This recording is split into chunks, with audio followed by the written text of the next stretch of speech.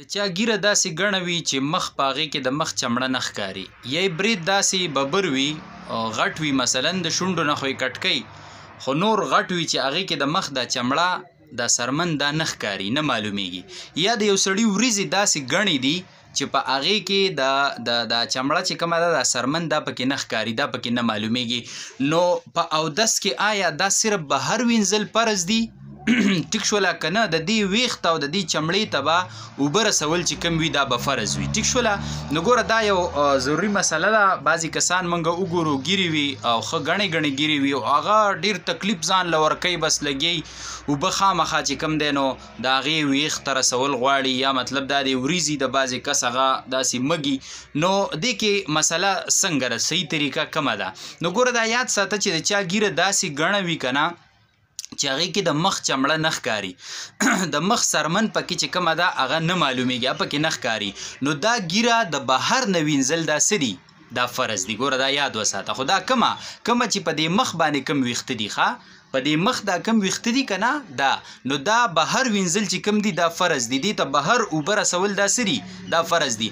او کومه ګیره کو د زنې نه داسې ښکته راغلې ده، ښکته د بعضې کس ګیره اوږده وي، نو بیا دا ښکته ځوړنده ګیره چې کومه ده که نه، نو دا وینځل فرض نه دي. په اودس کې دا وینځل سنت دي.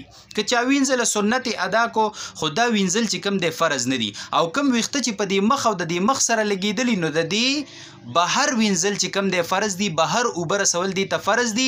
او خامخا دې تکلیف کې ځان اچول چې د هغې ویښته اوبه د هر ویښته ورسوي په اودس کې په چارندم کې، نو دا ضروري خبره نه ده. ښه دا په اودس کې فرض نه دي، د دې نه بغیر هم اودس وشو.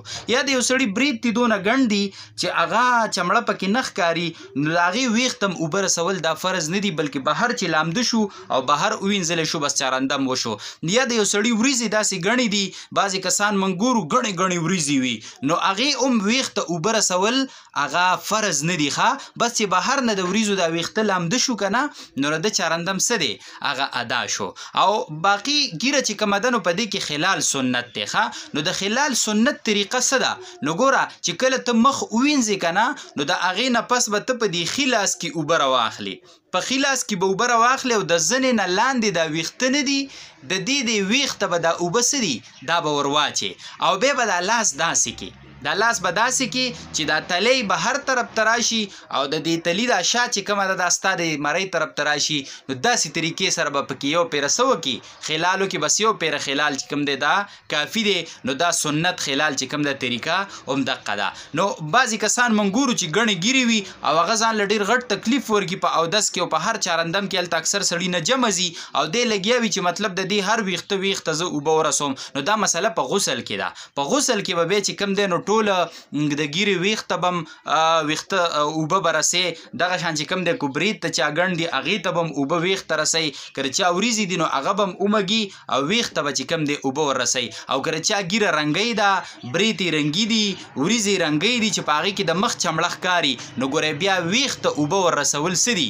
دا بیا په اودس کې هم فرض دي او لازمي دي. دا یو ضروري مسله وه شارټ غونته کې چې تاسو سره مې شیر کړه، نورو ملګرو سره هم شیر کوئ. که د چا په خپله ګیره نم شته دی نو برید به وي، وریځې به وي، او که دغه مسله نه وي نو بل څوک به داسې وي چې هغه ته به دا مسله معلومه نه وي، ستاسو په وجه به ورته الله ور ورسوي، نو تاسو ته به الله اجر درکړي. جزاکم الله خیر. احسن.